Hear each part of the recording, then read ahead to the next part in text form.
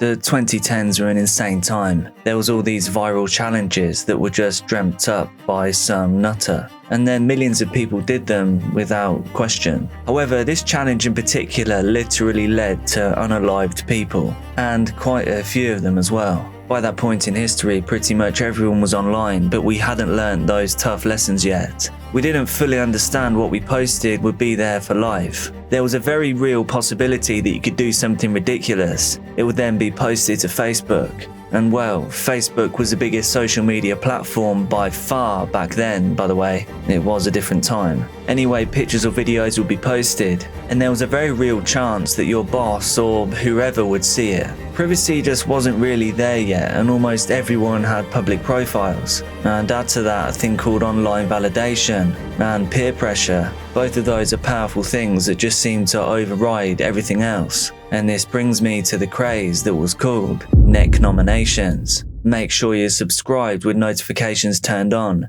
It helps me a huge amount. And yes, I always sound this excited. I have nothing. A neck nomination is where you will be nominated to neck an alcoholic drink. You'd film it on your phone. Then you'd upload your attempt, and at the end you'd nominate and tag someone else. They would then have to do the same, and it was like a snowball effect. But things quickly got out of control. By the way, we're talking 2014 here, 10 long years ago, one entire decade, 1/8 of your life, if you're lucky. Sorry. Wikipedia says, neck nominate originated in New Zealand before spreading to the UK and Ireland. But honestly, you go around in circles trying to pinpoint exactly where it began. The main drama over where this challenge started features two countries looking to lay their claim. Two countries that absolutely love to get drunk as heck. Australia and Scotland. This is taken from the Mirror's website. Until now, the online drinking challenge had been believed to have begun down under.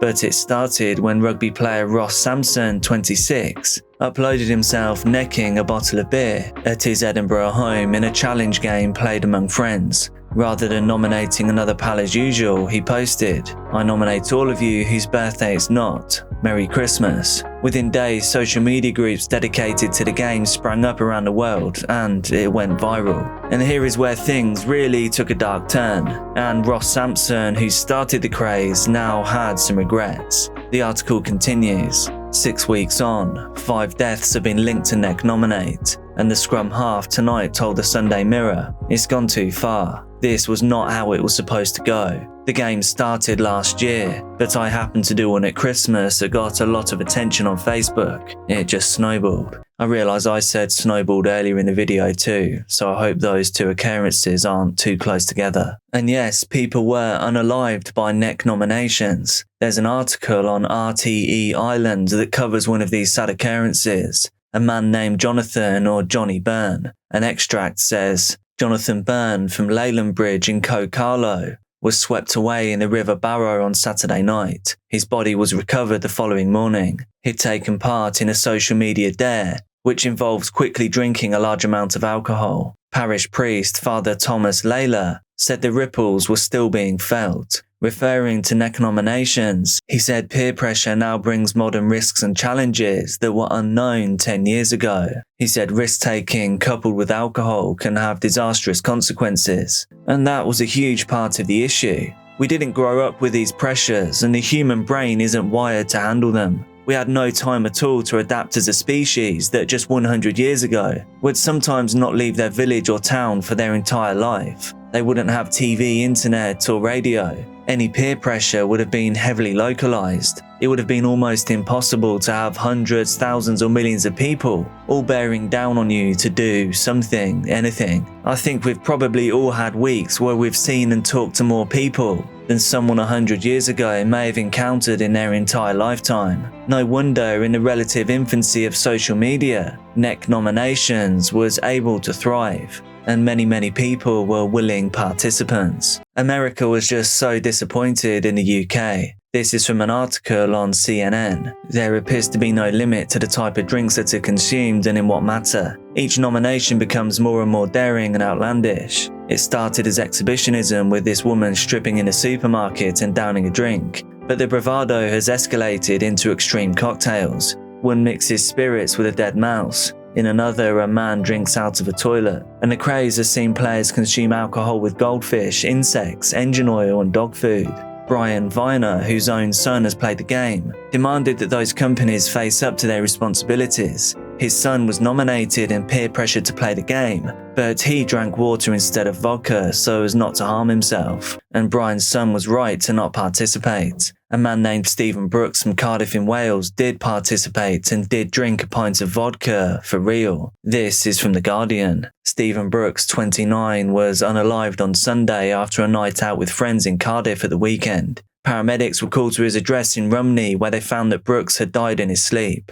Police confirmed that they were investigating the occurrence, which is not thought to be suspicious, and had received information regarding Neck Nominate. Brooks' mother Paula described her son as kind and generous. The community here will not be the same without him. He would do anything to help anybody. I want to thank all of Stephen's friends for all the kindness they have shown. Lots of his friends have brought cards. It's believed that Brooks collapsed after trying to drink a pint of vodka. A video of him taking part in Neck Nominate was posted to Facebook, but removed after he passed. Friends of Brooks called on people not to take part in the game. Sophia Caffel said, "It really has to be stopped before this happens again. Let this be a lesson to everybody." The NHS, which is the health service here in the UK, says there is no safe drinking level. If you drink less than 14 units a week, this is considered low-risk drinking. It's called low risk rather than safe because there is no safe drinking level. The type of illnesses you can develop after 10 to 20 years of regularly drinking more than 14 units a week include